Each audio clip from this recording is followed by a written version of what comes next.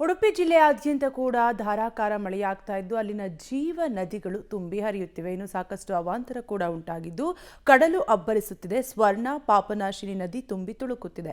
ಮುಂಗಾರು ಆರಂಭದಲ್ಲೇ ಕಲ್ಮಾಡಿ ಅಣೆಕಟ್ಟು ಭರ್ತಿಯಾಗಿದೆ. ಇತಿಹಾಸದಲ್ಲೇ ಜೂನ್ ತಿಂಗಳ ಅರ್ಧದಲ್ಲೇ ನದಿಗಳು ತುಂಬಿ ಹರಿಯುತ್ತಿರುವುದು ದಾಖಲೆಯ ಬೆಳವಣಿಗೆಯಾಗಿದೆ. ಈ ನಡುವೆ ಅಲ್ಲಲ್ಲಿ ಮಳೆ ಅವಾಂತರಗಳು ನಡೆಯುತ್ತಿದೆ. ಬೈಂದೂರಿನಲ್ಲಿ 300 ವರ್ಷದ ಬೃಹತ್ ಮರ ಬಿದ್ದಿದೆ. 100 ಎಕರೆ ಭತ್ತದ ಗದ್ದೆಗಳು ಜಲಾವೃತವಾಗಿದೆ. ಉಡುಪಿ ಜಿಲ್ಲೆಯಾದ್ಯಂತ ಕಳೆದ ಒಂದು ವಾರದಿಂದ ಧಾರಾಕಾರವಾಗಿ ಮಳೆ ಸುರಿತಾ ಇದೆ. ಜಿಲ್ಲೆಯಾದ್ಯಂತ ಹವಾಮಾನ ಇಲಾಖೆ ರೆಡ್ ಮತ್ತು ಆರೆಂಜ್ ಅಲರ್ಟನ್ನು ಘೋಷಣೆ ಮಾಡಿರುವಂಥದ್ದು.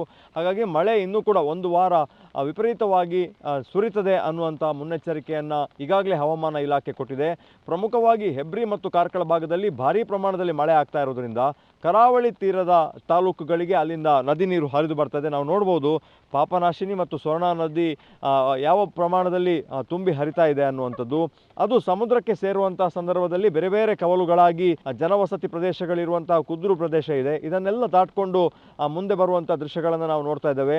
ಅಗಾಧವಾದ ಪ್ರಮಾಣದಲ್ಲಿ ಕೆಂಪು ಬಣ್ಣದಲ್ಲಿ ಬರ್ತಾ ಇರುವಂತಹ ನದಿ ನೀರು ಅದು ಸಮುದ್ರಕ್ಕೆ ಸೇರುವಂಥ ಧಾವಂತದಲ್ಲಿದೆ.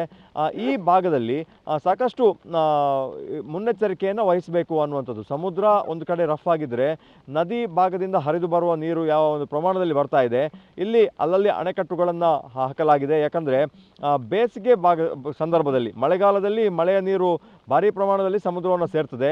ಆದರೆ ಈ ಅಣೆಕಟ್ಟುಗಳಿಗೆ ಎಲ್ಲವೂ ಕೂಡ ಗೇಟ್ಗಳನ್ನು ಅಳವಡಿಸಿ ಮರಗಳನ್ನು ಹಾಕಿ ಉಪ್ಪು ನೀರು ಬರದ ರೀತಿಯಲ್ಲಿ ಇಲ್ಲಿ ತಡೆಗಟ್ತಾರೆ.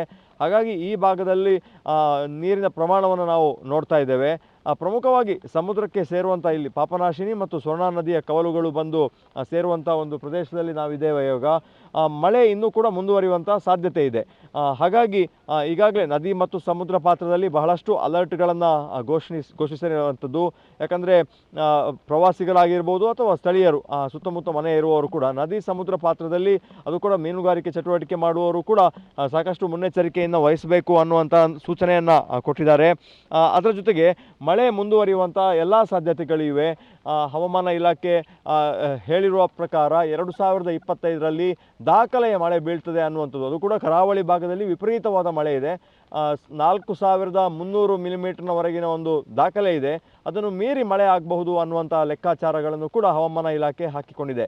ಕ್ಯಾಮರಾ ಪರ್ಸನ್ ಚೇತನ್ ಜೊತೆ ದೀಪಕ್ ಜೈನ್, ಪಬ್ಲಿಕ್ ಟಿವಿ, ಉಡುಪಿ. ಒಟ್ಟಾರೆಯಾಗಿ ರಾಜ್ಯದ ಹಲವೆಡೆ ಮಳೆರಾಯ ಅಬ್ಬರಿಸಿ ಬೊಬ್ಬೆರೆಯುತ್ತಿದ್ದು ಉಡುಪಿ ಜಿಲ್ಲೆಯಲ್ಲೂ ಕೂಡ ಧಾರಾಕಾರ ಮಳೆಯಾಗ್ತಾನೆ ಇದೆ. ಕಳೆದ ಕೆಲವು ದಿನಗಳಿಂದ ಸಾಕಷ್ಟು ಅವಾಂತರ ಕೂಡ ಉಂಟಾಗ್ತಾ ಇದೆ ಅಲ್ಲಲ್ಲಿ. ಆದರೆ ಅಲ್ಲಿನ ಜೀವ ನದಿಗಳು ಕೂಡ ತುಂಬಿ ಹರಿತಾ ಇದ್ದು ಕಡಲು ಕೂಡ ಅಬ್ಬರಿಸುತ್ತಿದೆ. ಸ್ವರ್ಣ ಪಾಪನಾಶಿನಿ ನದಿ ತುಂಬಿ ತುಳುಕುತ್ತಿದೆ. ಮುಂಗಾರು ಆರಂಭದಲ್ಲೇ ಕಲ್ಮಾಡಿ ಅಣೆಕಟ್ಟು ಭರ್ತಿಯಾಗಿದೆ.